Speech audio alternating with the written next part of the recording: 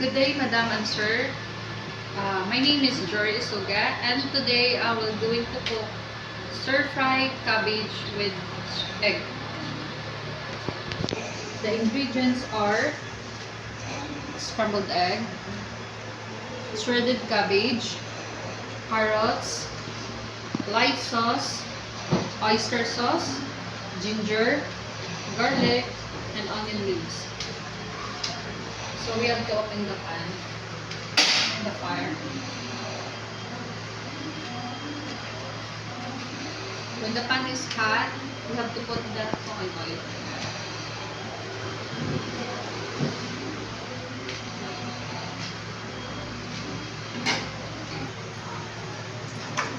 First, we have to put the egg.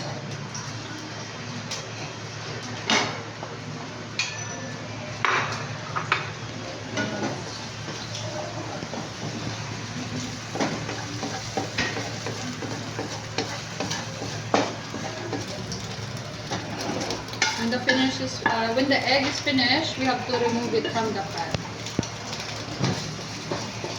After we finish the egg, so we have to saute again. So first we have to put the coconut oil.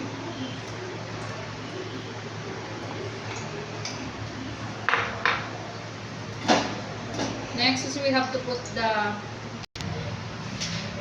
when the oil is hot, let's put garlic, ginger, and this onion leaf. Saute for a little while.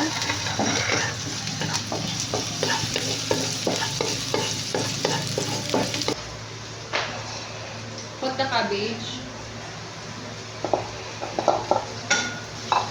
Mix.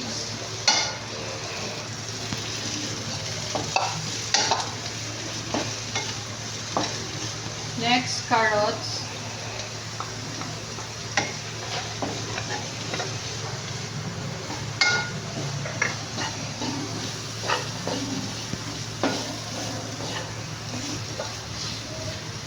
Next, we put it back the egg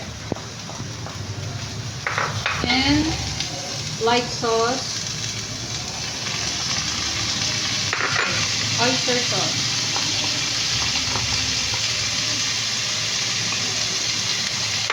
Then let's mix.